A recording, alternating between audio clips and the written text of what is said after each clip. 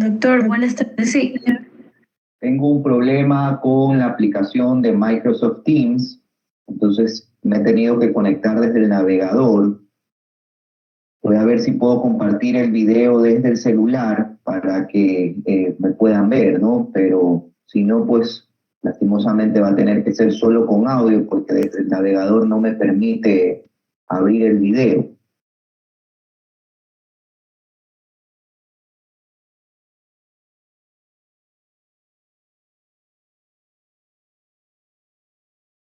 2 minutos más, 3 minutos y comenzamos, ¿sí?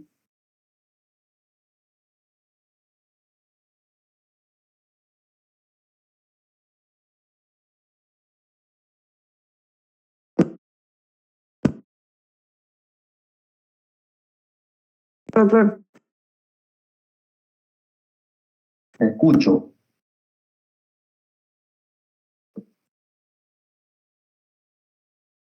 Cuénteme. Creo que le quisieron decir que sí, que está bien, doctor, que en 3 minutos comenzamos. Ok.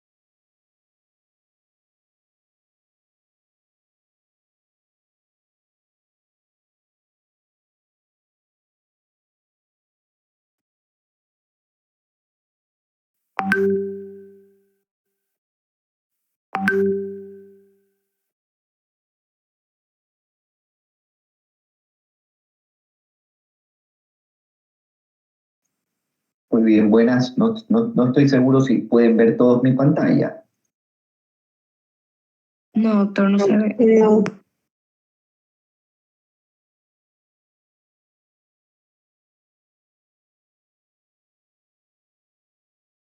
¿Y ahí?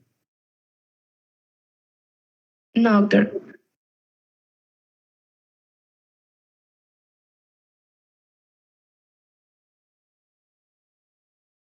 Ahí tampoco.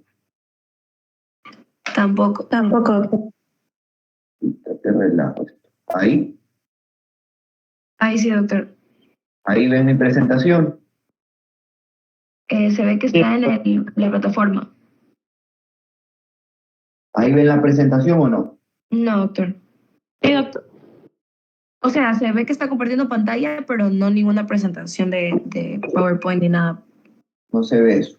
Y ahí No, cuando lo... no. No. Se ve que está en la plataforma de la U. Ya, vamos a hacer lo siguiente, les pido mil disculpas, les voy a pasar un enlace por Zoom y nos conectamos por Zoom, por favor, porque como tengo un problema con el Teams, no sé qué ha pasado, se ha desconfigurado y no puedo entrar a la aplicación, no puedo hacer la presentación por aquí. Así que ahorita le mando a Leslie el enlace Zoom y todos se conectan ahí, por favor, ¿sí? Ya, doctor, gracias. Sí.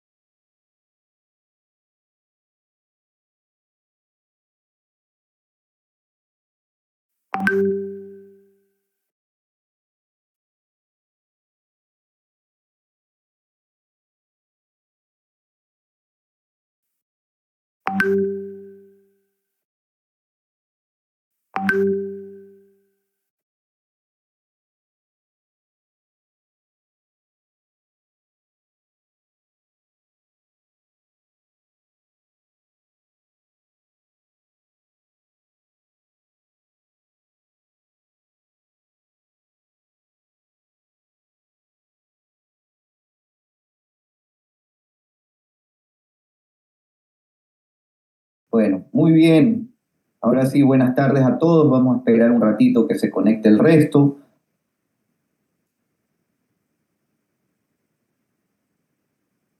Yo creo que ahí sí pueden ver todos mi presentación. ¿Correcto? Sí, doctor. Sí, doctor. Muy bien. Esperamos un ratito que se conecte el resto, ¿sí? Creo que todavía no están todos.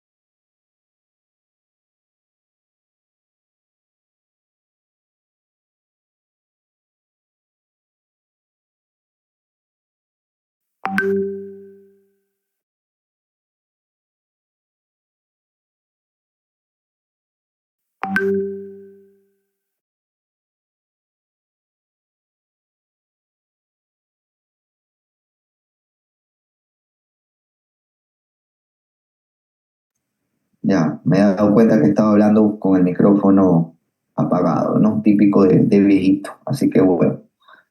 Lo primero, Alex Cubí, ahí se conecta. Muy bien. Lo primero, agradecerles por conectarse un sábado al mediodía.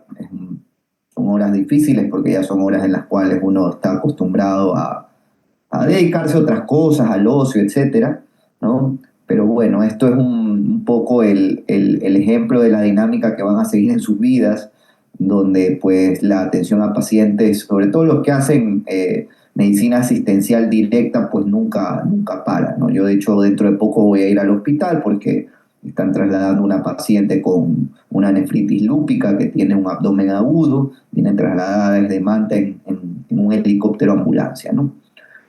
Así que, bueno, vamos a comenzar la clase de hoy, vamos a hablar del manejo sintomático de la tos, ¿no? En la clase previa hablamos de la disnea, los dos síntomas, digamos, más orientadores de la parte respiratoria son la disnea y la tos, ¿no? Entonces, vale la pena que hagamos un abordaje diagnóstico desde el síntoma, ya que no siempre los problemas relacionados a la tos tienen un origen respiratorio, como vamos a ver. Muchas veces pueden tener un origen a nivel digestivo o incluso estar relacionado al uso de fármacos, como ya hemos hablado en algún momento.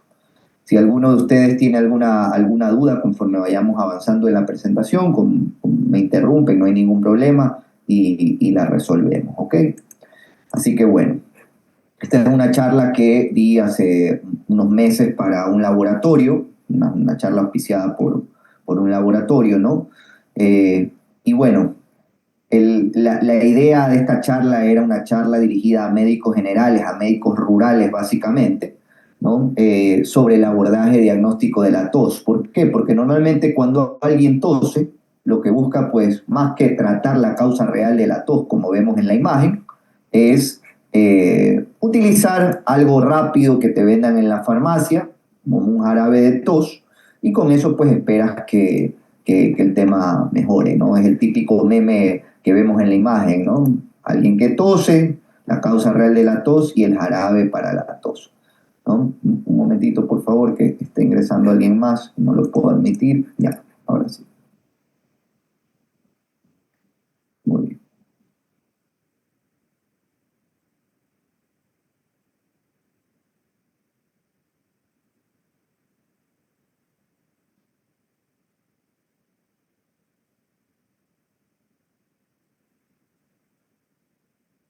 Analía, ya. Muy bien. Entonces, ¿qué es la tos en realidad? Más que un reflejo, la tos es una maniobra, ¿no?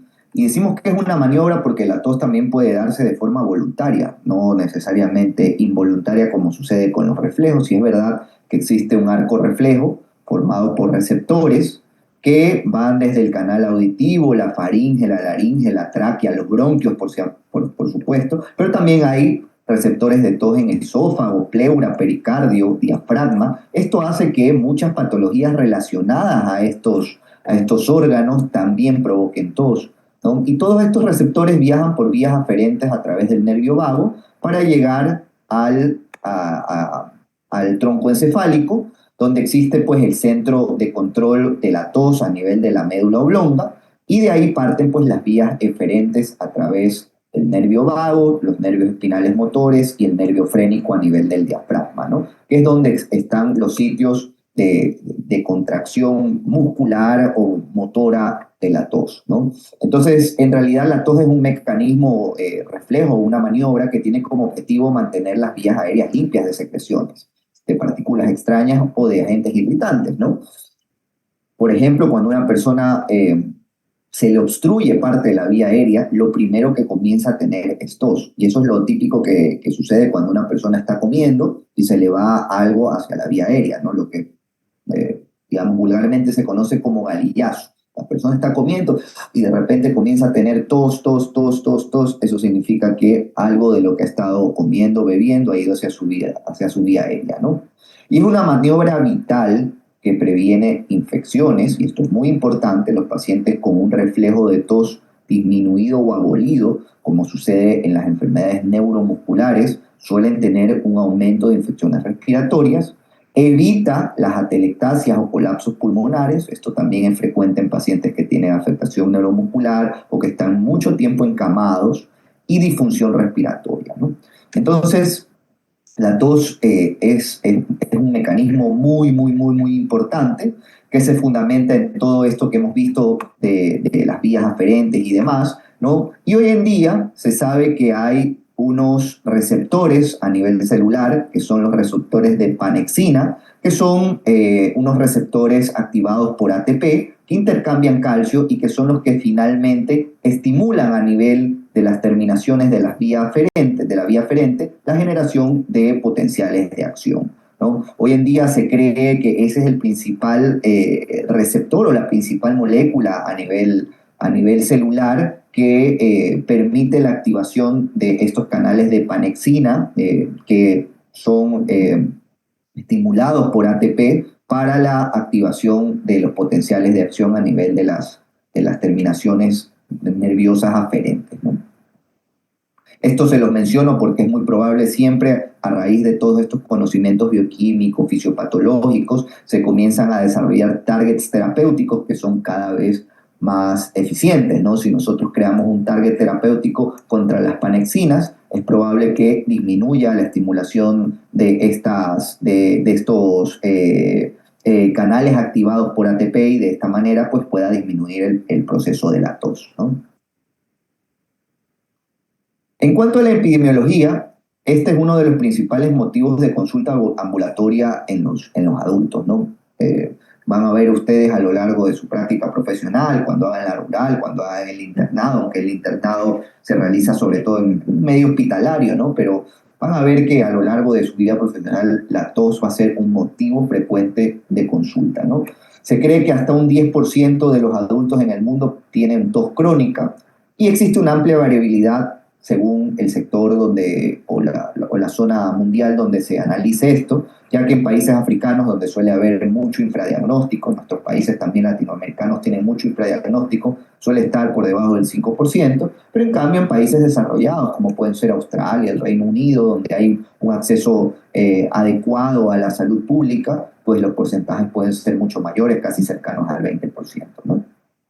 La edad promedio de presentación de la tos también varía. En países industrializados, avanzados, la tos se suele presentar de forma crónica a partir de los 60, 69 años. En cambio, en países con edades promedios menores y donde existe mayor exposición a polución, a tóxicos industriales, como por ejemplo China, la edad promedio de presentación de la tos crónica puede ser 30 o 39 años. Curiosamente, la presencia de tos es más frecuente en mujeres.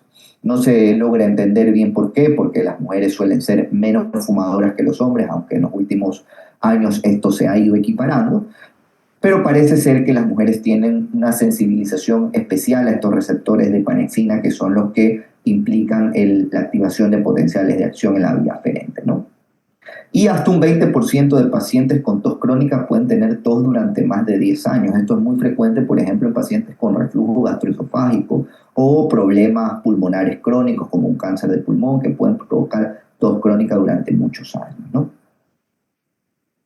¿Cuáles son las causas de tos crónica? Y aquí me estoy refiriendo a tos crónica, no a tos aguda, que es la que se presenta en las primeras 2 semanas tras el inicio de un cuadro, y ya les voy a presentar las diferencias entre tos aguda y tos crónica, ¿no? Pero las causas más frecuentes de tos crónica son algunas de las patologías que vamos a ver a lo largo del semestre, como la bronquitis crónica, que es un fenotipo de EPOC, el asma, que también es una causa de tos crónica, el goteo retronasal, que esto es una consecuencia habitual de infecciones del tracto respiratorio superior, la sinusitis, faringitis, laringitis puede provocar goteo retronasal de forma crónica y esto condicionar la aparición de tos durante más de 3 semanas. El reflujo gastroesofágico o esofágico bronquial, esto es otra causa muy frecuente de tos crónica.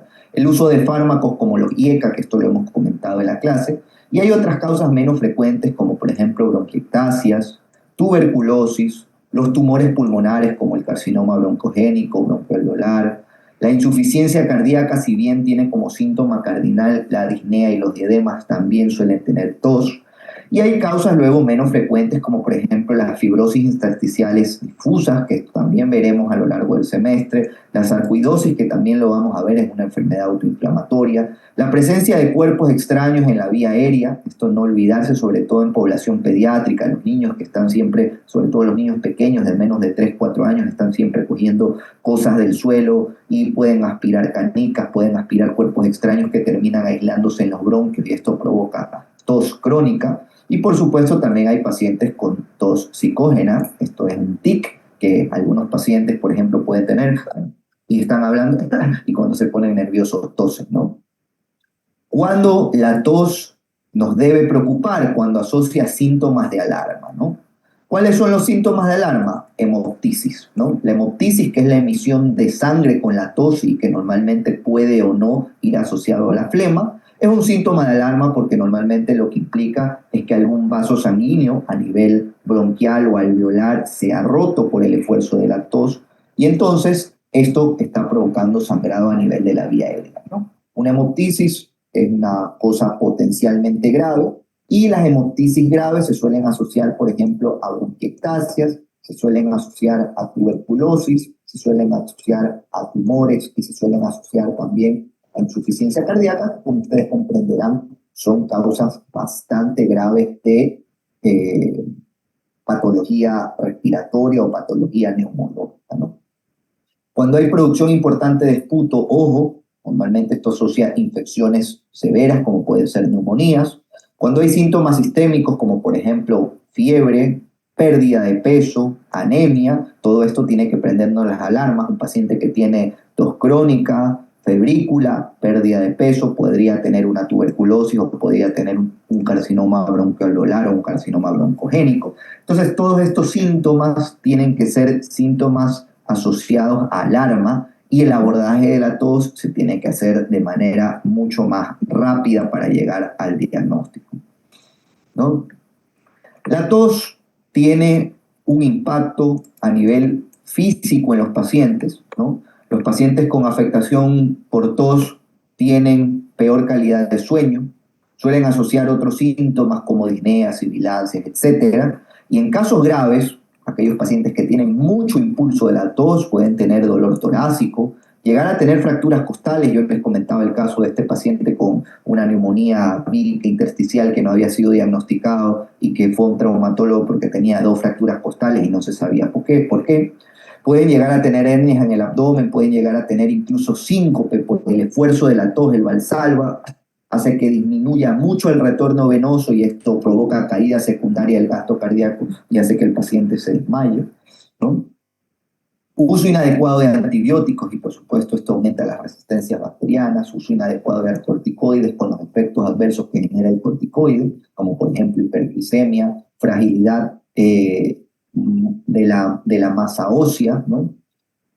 Y no solo eso, sino también un impacto psicológico. Los pacientes, y sobre todo después del COVID, cuando tosen, sienten que están siendo mal vistos y esto condiciona una mayor depresión, mayor ansiedad, peor calidad de vida, y esto está evidenciado en varios cuestionarios de calidad de vida, e incluso puede llegar a provocar un estigma social, como pensar que esa persona tiene una tuberculosis o tiene alguna cosa, ¿no? Yo tengo varios pacientes con bronquiectasias que se ponen muy nerviosos cuando tienen accesos de tos y prefieren no salir de casa porque les da vergüenza estar en sitios públicos y tener tos, ¿no? Y también provoca un impacto económico, ¿no? Si un paciente joven tiene tos, esto provoca ausentismo laboral, disminuye la productividad y desde luego provoca un mayor gasto en salud. Entonces la tos en realidad tiene unas consecuencias importantes y por eso es importante cuando uno tiene un paciente con tos hacer un adecuado algoritmo diagnóstico terapéutico para la misma, ¿no? Volvemos a lo que ya hemos hablado, siempre lo más importante es una buena anamnesis y exploración física.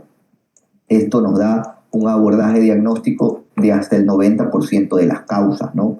Con esto pasamos al diagnóstico presuntivo y si vale la pena, pues un tratamiento inicial para tratar de disminuir la tos.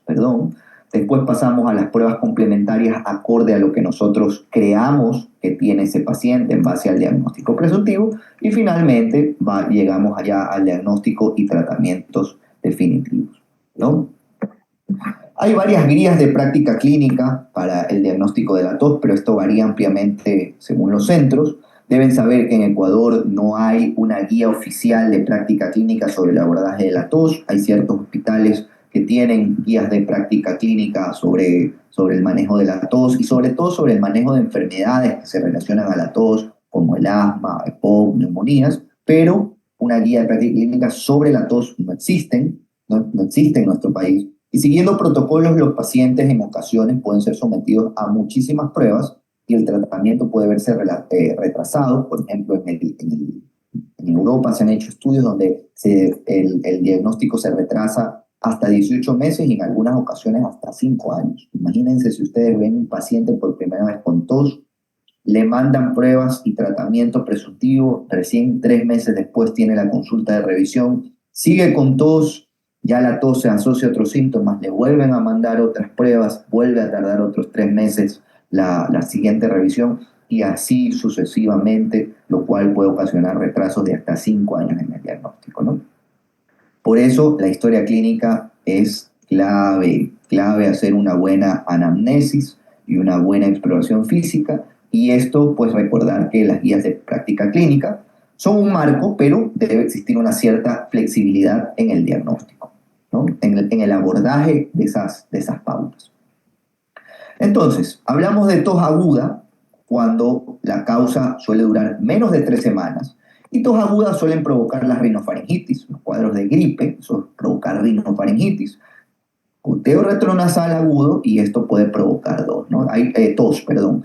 Esa tos suele ser aguda, suele durar menos de 3 semanas, se asocia normalmente a cuadros virales y se suele resolver espontáneamente.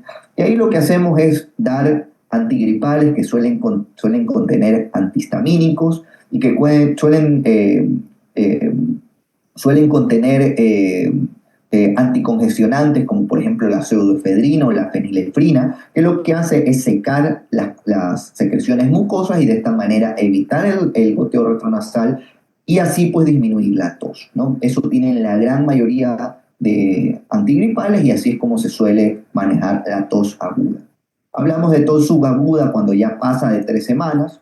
Aquí normalmente la gran mayoría de casos son cuadros post-infección viral. Le dio un cuadro viral, una infección por influenza, por metaneumovirus, por rinovirus, por coronavirus, por lo que sea, y no se alivió en 3 semanas, quedó un poco más de tos. El tratamiento es básicamente lo mismo porque lo que tienen es goteo retronasal y en algunos casos pueden ser sinusitis, ¿no? La sinusitis, la inflamación de los senos paranasales o los senos frontales suele provocar congestión en la cara, además de dolor localizado a esos niveles, secreción de moco purulento y en ocasiones también puede provocar tos y por supuesto aquí el tratamiento va enfocado a desinflamar los senos con corticoide, con antibiótico, se puede utilizar también anticongestivos como la pseudoefedrina.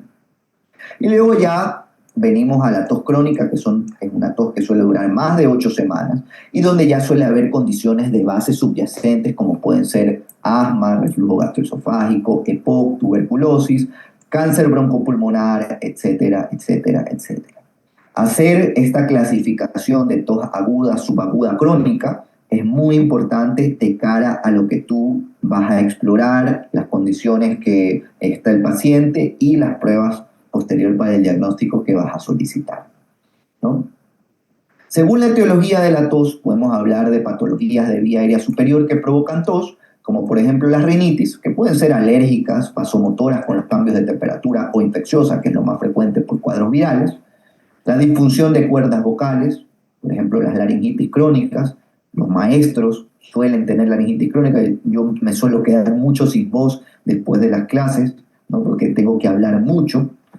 La apnea obstructiva del sueño, hasta un 40% de los pacientes suelen tener reflujo asociado a apnea y esto condiciona presentación de tos crónica, el reflujo gastroesofágico y el reflujo laringofaríngeo.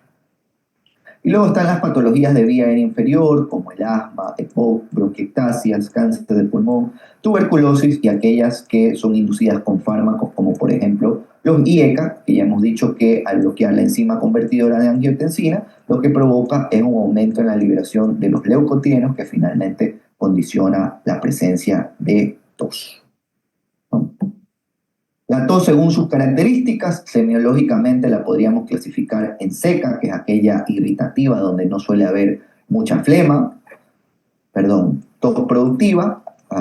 No sé qué pasa. Ya, tos productiva, aquella que se acompaña de mucha expectoración, como sucede en las infecciones bacterianas, las neumonías, la sinusitis. Tos paroxística, aquella que provoca accesos intensos y repetitivos. Esto suele suceder, por ejemplo, en la presencia de cuerpos extraños, en el reflujo, donde suele haber tos cuando el paciente, por ejemplo, alcanza el decúbito. Y en la tos nocturna también, cuando el paciente en la noche alcanza el decúbito. Esto es muy frecuente en el asma, el reflujo, la insuficiencia cardíaca, ¿no? Es la presencia de tos relacionado a cambios posturales, básicamente. ¿Cómo se debe abordar a los pacientes con tos? Lo ideal es hacer un estudio por fases. La CEPAR, que es la Sociedad Española de Patología Respiratoria, de Neumología y Cirugía torácica a nivel respiratorio en España, establece en términos generales que se debe estudiar en 3 fases a los pacientes con tos. Una primera fase donde se solicitan estudios básicos, como por ejemplo la radiografía de tórax, la radiografía de senos paranasales y la espirometría forzada con prueba broncodilatadora, que es lo que vamos a ver en la siguiente clase. Una segunda fase de estudios más avanzados, donde se deberían solicitar, según los casos, tomografía de tórax, pH-metría si sospechamos reflujo esofagogástrico o laringiofaringio, y cultivos de esputo, tinciones en el esputo, como la tinción de auramina o la tinción de Ziel-Nielsen, que son tinciones para despistar la presencia de tuberculosis. Y finalmente una tercera fase de estudios, que es la fase de estudios especializados, cuando en las fases previas no hemos encontrado suficientes elementos diagnósticos para dar un tratamiento definitivo, y entonces hablamos ya de una fase de estudio donde se incluye fibrobroncoscopía, endoscopías o esofagoscopías y ecocardiografía, ¿no? Estas dos fases de estudio se pueden realizar de forma ambulatoria. Normalmente esta tercera fase ya requiere hospitalización o manejo hospitalario del paciente, ¿no? Entonces, aquí por presentar algunos ejemplos, esto, por ejemplo, es una radiografía de tórax aparentemente normal, ¿no? Es una radiografía de un paciente de sexo masculino, donde vemos pues, una proyección postero-anterior y una proyección lateral, ¿no? Siempre es importante pedir la proyección lateral porque, por ejemplo, si yo tengo una imagen que puede estar aquí por detrás de la silueta cardíaca, aquí en la placa lateral la podría ver en esta zona, que no va a estar tapada, digamos, por la presencia del corazón, ¿no? Yo sé que aquí no hay una imagen, además, posterior a la silueta cardíaca, porque no está borrado el diafragma. Normalmente cuando hay imágenes superpuestas a nivel de la silueta cardíaca, el diafragma se suele borrar, ¿no? Aquí vemos clarísimamente los dos diafragmas, las dos cúpulas diafragmáticas. Esta placa, que les repito es una placa normal, nos sirve para saber además que los senos costofrénicos están libres. Aquí no hay crecimiento, por ejemplo, de los vasos a nivel pulmonar, como la vena ácigos. Aquí los ilios se ven prácticamente normales, la silueta cardíaca se ve normal, etcétera, etcétera, ¿no? Ya tendremos también una clase sobre interpretación de la radiografía de tórax.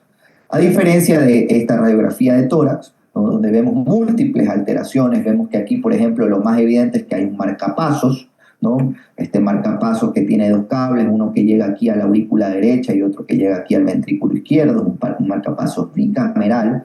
Ya eso nos comienza a dar ciertas pistas. Si ustedes se fijan, aquí tiene muy crecidas las cavidades cardíacas izquierdas y tiene muy crecido el corazón, ¿no? De hecho, esto parece una bota si ustedes lo dibujan. Esto significa que hay cardiomegalia. Si nosotros medimos el eje desde la mitad hacia la punta del corazón, que es más o menos esto de aquí va a ser más grande, la silueta cardíaca, que la otra mitad cardíaca, ¿no? Nos dice clarísimamente que hay cardiomegalia. Perdón, así no es como que hay que medir toda la silueta cardíaca, hay que medir también desde el punto máximo derecho, ¿no? Entonces, si nosotros utilizamos toda esta medición, esto va a ser más grande que la mitad del hemitórax, ¿no? Entonces nos dice que hay cardiomegalia. Y no solo eso, aquí vemos también en 10 minutos parece que se termina la sesión. Vemos también estos vasos sanguíneos que se ven muy marcados hacia los vértices. Esto significa que hay redistribución vascular. Los vasos sanguíneos normalmente no se deberían ver así, ¿no? Aquí vemos que hay más vasos sanguíneos. Y en la radiografía lateral, incluso por detrás de esta silueta cardíaca, vemos que hay estos ciertos infiltrados algodonosos, ¿no? Que inicialmente no se ven tan claramente. Por aquí se intuye algo, ¿no? Pero en la lateral sí se ven estos infiltrados, ¿no? Esto quiere decir que este paciente tiene congestión pulmonar, tiene datos de edema intersticial, que es lo que da esos infiltrados algodonosos, y en el contexto de esta cardiomegalia, la presencia del marcapasos, lo más probable es que este paciente tenga una insuficiencia cardíaca congestiva, ¿no? Estamos llegando al diagnóstico radiológico.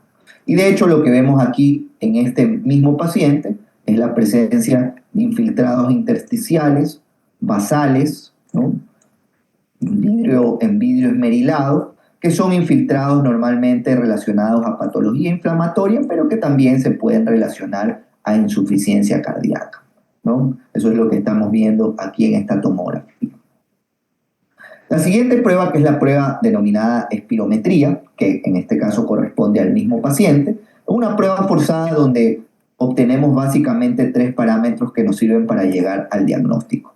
La capacidad vital forzada, que en esta curva estaría representada en esta curva flujo-volumen estaría representada por el final de la curva flujo-volumen, y en la curva volumen-tiempo, que es la que tenemos en este lado, sería el volumen final que ha expirado de manera máxima el paciente, ¿no? Que como ustedes ven aquí, corresponde a 2.611 litros, ¿no? Por eso vemos que la curva es pequeñita.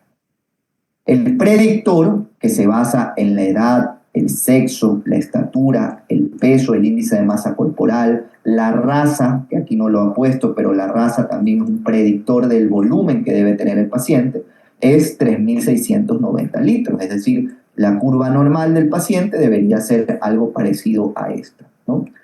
Por eso, el porcentaje obtenido del valor esperado es 59% de capacidad vital forzada. Así es como se interpreta la espirometría. Si ustedes ven aquí, hay otros valores, que son los valores post-broncodilatación, ¿no? Y aquí lo que nos dice es qué tanto porcentaje del teórico ha aumentado. El otro valor al cual nos fijamos en la espirometría es el volumen expiratorio forzado en el primer segundo, que corresponde a la expiración en el primer segundo del paciente, que en este caso vendría a ser este punto que vemos aquí. Normalmente, en el primer segundo de una expiración forzada, el paciente debería eliminar el 90% o el 80% o más del valor expirado. En este caso vemos que ha expirado 1.181 mililitros, perdón. El valor teórico previsible era 2.690 mililitros, es decir, ha obtenido un 57% del valor teórico previsible. Y finalmente vemos una relación entre ambos, que es la relación FEV1, capacidad vital forzada, que lo ideal es que esté por arriba del 70%. En este caso la relación ha salido en el 96%, quiere decir que es normal, ¿no?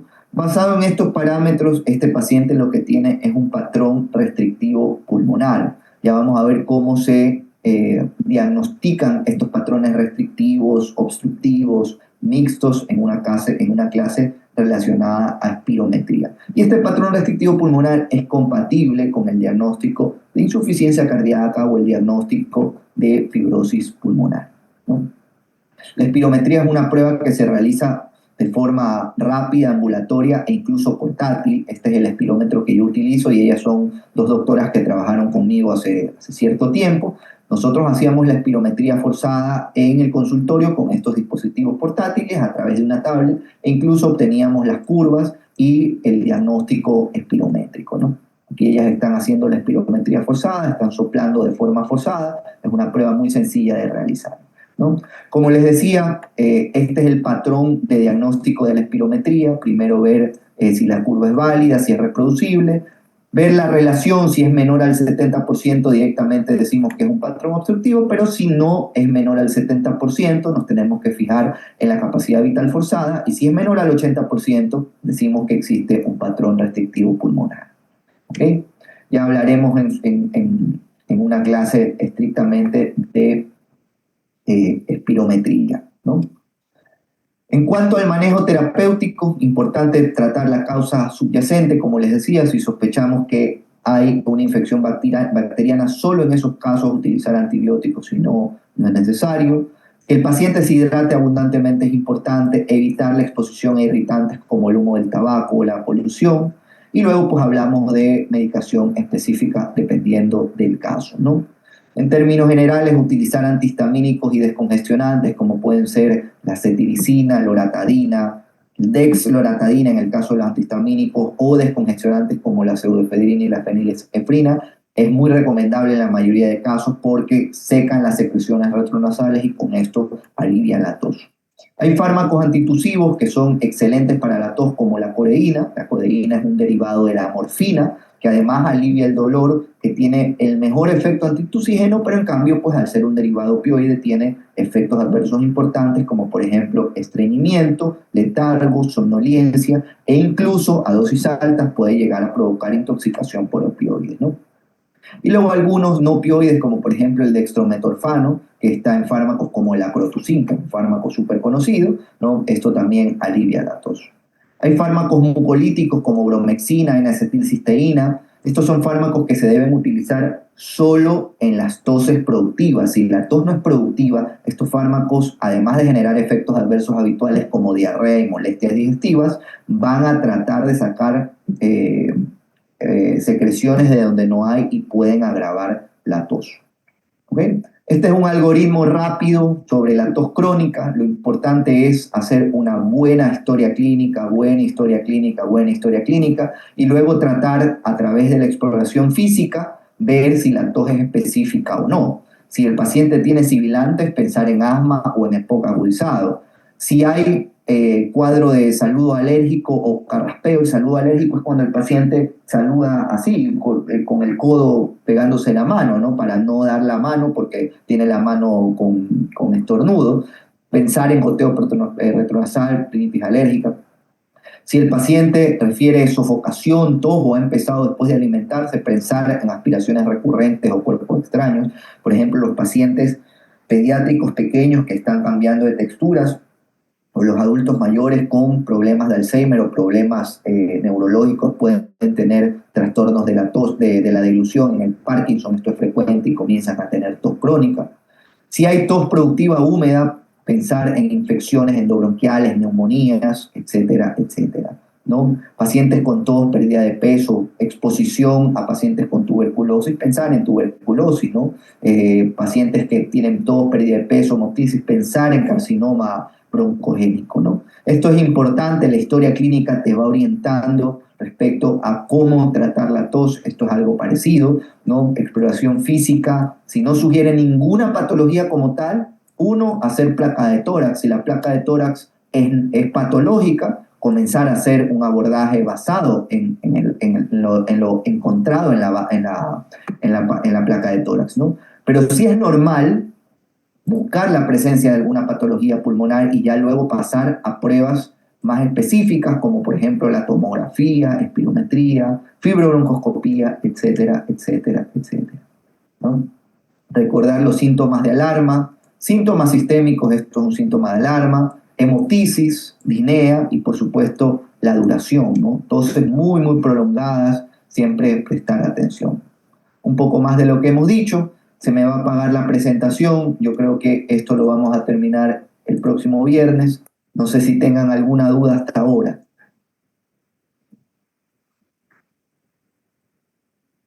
No, doctor. Bueno, lo siento mucho porque como no tengo el PRO, se va a cerrar la presentación, así que seguiremos la próxima clase y ya veremos también el tema de espirometría. En la próxima clase va a haber lección escrita, por cierto. ¿Ok? Nos vemos el día viernes, Dios mediante. Buen fin de semana a todos. Chao. Gracias, doctor. Igualmente, hasta luego.